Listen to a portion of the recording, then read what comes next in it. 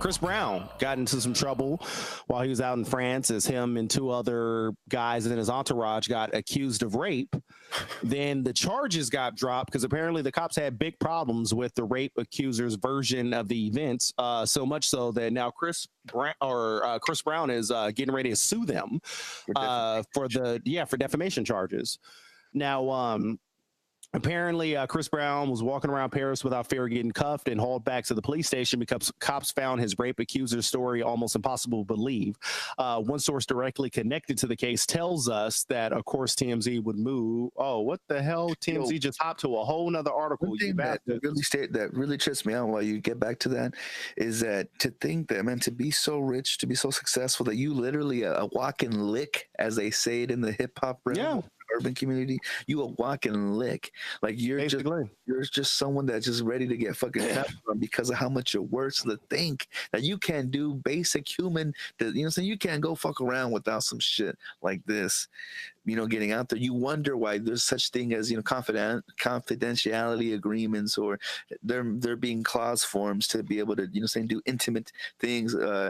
Like it's because of shenanigans like this that again sometimes may create monsters where they feel like they can do whatever the fuck they want, and that's why motherfuckers get Cosby'd and Harvey Weinsteined. But to think and hoping that that he's innocent, because we don't know, we don't know what's lying behind and what's out there, but it's all too common, unfortunately, right? For there to be some fuck shit involved with it. Do you think that's what we're dealing with here? So, and it's multi-layered. So real quick, what they claim happened was that this chick said she was at the hotel suite dressing room for somewhere between 25 to 30 minutes where Chris Brown had his way with her. Then she says she went to another room and another guy had his way with her. Oh yeah, there's no doubt a train was going on. There should be no doubt about that. Well, and then she said she went to a third room where she was abused in a third room by someone else. And so the cops are confused because apparently there was 20 or so people in the living room. Like there was a bunch of people there, and she was going from room to room, whatever, so on and so forth. So the thing, though, that just gets murky with all this is that, for one, we are in a society nowadays where we have to be respectful. You gotta be sensitive to, there are some women who have been abused or whatever, and they've been mentally taken advantage of or whatever. And the R. Kelly case is a good example where people are like, oh, well, why didn't they just leave? Well, it's not really that simple when someone kind of gets into your psyche and they kind of have control of you. So you have that level of it. So that it's not always as easy as just leaving. But then on the other side of it, you do have people who are making up stuff. And so you do have that level. Now, the sad part about all this, the thing that I thought, and this is my issue with cancel culture in today's society, is that this came out about Chris Brown. The headline came out, and before any other information came out, immediately on Twitter, people were canceling him. Oh, cancel him. He's done. Mute R. Kelly, mute Chris Brown, like he's canceled. Like we need more. So he's coming at a really fucking bad time. Bad timing. It's bad timing, but also I'm more so of the type of person who I don't get in cancel culture where a headline comes out, a story comes out, and immediately I run with it and I'm like, oh, we need to, get rid of this person. Like we can live in a society where we're the judge, the jury, and the executioner, if you will. A good example of that, the Joe Budden podcast. After the R. Kelly thing happened, the R. Kelly documentary came out, Joe Budden, his podcast, they showed a clip from his podcast on the R. Kelly thing, and people started going in on Joe Budden, like, how dare you, have anything to say about the R. Kelly thing when you, are a domestic violence person or whatever, you've abused women in the past. And so Joe Budden on his podcast had to do like a 40-minute kind of conversation about that, how he got accused by two different women for domestic violence, and how both of those cases got thrown out of court. Both of those, like, I got accused of something. We went to trial for both of those. I was found innocent in both of those cases. But yet that still hovers over me that I'm a domestic violence person.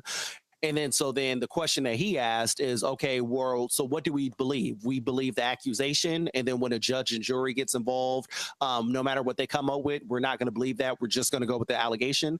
And so it gets murky when we just start going out for allegations. Like because then if that's the case, you could allege anything about anyone, and we're just automatically just going to believe that. Like, so you need more evidence. You need a judge, a jury. Like, you need more. We can't just go off of, oh, this is what I heard, so that's what it is. I'm done with that person. They're canceled. Like, we can't do that.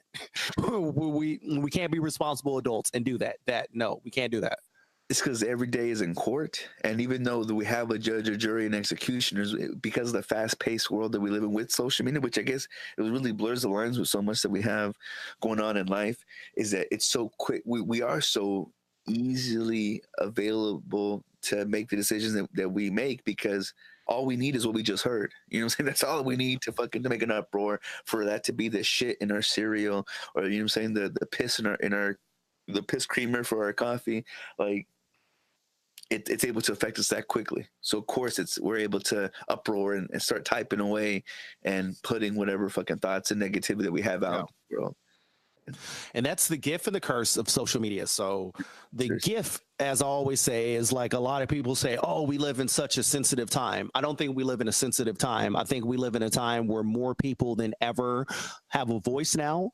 And so, for instance, like the Washington Redskins, you know, we have the controversy where Redskins, that's a slur. So, you know, we have a whole bunch of people like, oh, we need to get rid of that name. They need to change the name from the Washington Redskins. And people are like, oh, people are so sensitive nowadays. No, a lot of people always felt that way. They just didn't have a voice. They didn't have a way to get that information out. I mean, you've never gone anywhere and seen two Indians in one place. So it's not a lot of them.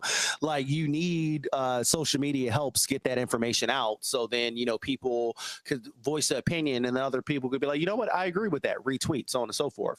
But then the other side of it is then there's an echo chamber where you have a cancel culture. And I see it a lot within, unfortunately, the African-American community, where you have people who hop on these bandwagons. It's like, oh, I don't like Chris Brown. Oh, this headline came out about Chris Brown. Hey, cancel him. Oh, okay, my 1,000 followers agree. Oh, see, I'm right. Everyone else is wrong. And again, is Chris Brown a good person? No, he clearly did that with Rihanna back in the day. We ain't forgot that he beat the crap out of Rihanna, and that was a mess.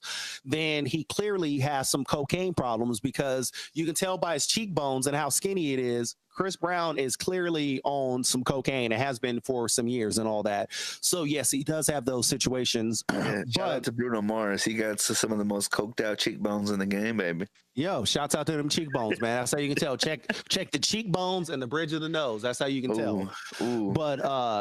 But yeah, so again, I'm not saying that, oh, Chris Brown is an angel and he should never be accused of anything. I'm not saying that at all. But what I am saying is that you just can't cancel everyone the second a headline comes out. And just because you don't like somebody, you can't just keep canceling people, because it's unfair. Like, and then also the other side of it is that, again, with Chris Brown, he did that with Rihanna back in the day or whatever. There's no excuse for that. But also, we live in a society where we don't let people grow. And I say, you have Chris Brown, you have Justin Bieber, you have a lot of these guys who came into the game at a super young age.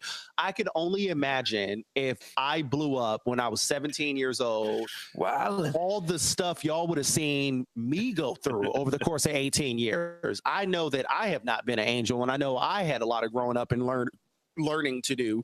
And so I could just imagine growing up in the public eye. Like, you got to give people a chance to grow and learn as people. A lot of us, unfortunately, we're ignorant, and you need to grow up to go through some stuff, to learn some stuff. Like, give people a chance to grow, man.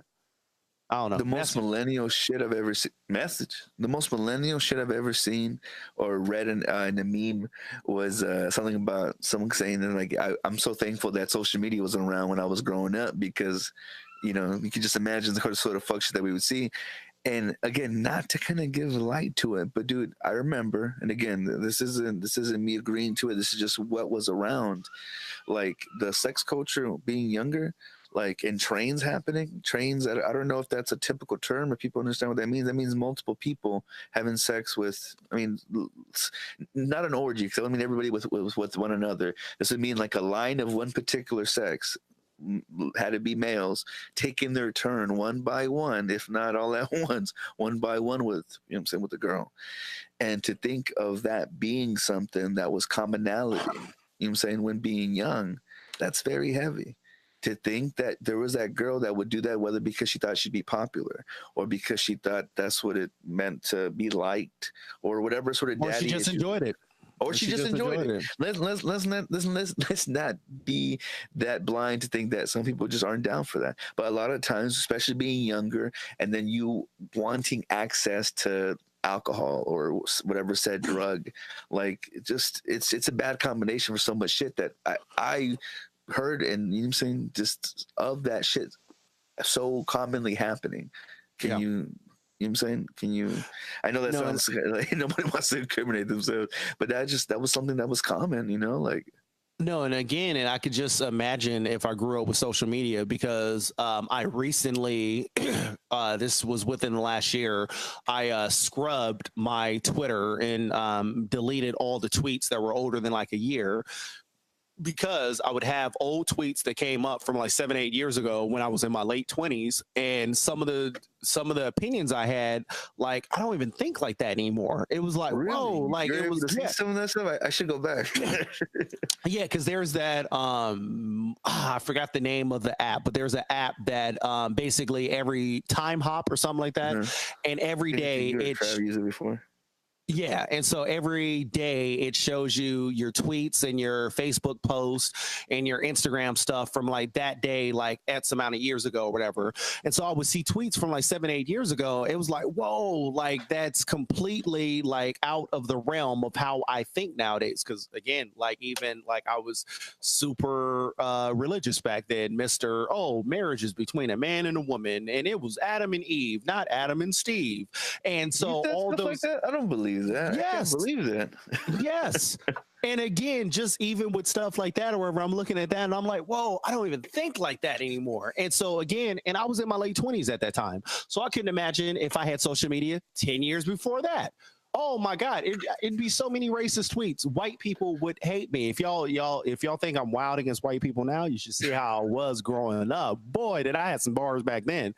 But again, like you got to give people a chance to grow. You got to give people a chance to grow. And then again, when people commit crimes, yeah, they do need to be held accountable for those crimes and all that. But this cancel culture is crap. Like you got to give people a chance to grow. If people commit a crime, let them go do the time or whatever and all that. But you can't just, oh my God, this guy did something 15 years ago. There's no way he could ever grow from that. And then again, there are some people, because then people will be like, oh, well, what about Bill Cosby? What about R. Kelly? Apparently there's a history of them doing that their entire lives. So they didn't grow. So they need to be held accountable. Yeah. But if someone made one mistake this amount of years ago or whatever, you can't just keep trying to cancel them every time something else happens. Like, just give people a chance to grow. Oh, yeah. If you didn't like this podcast, it's probably because you're racist. Yeah. Fuck your feelings, though. Yeah. What's up, man? You hear me?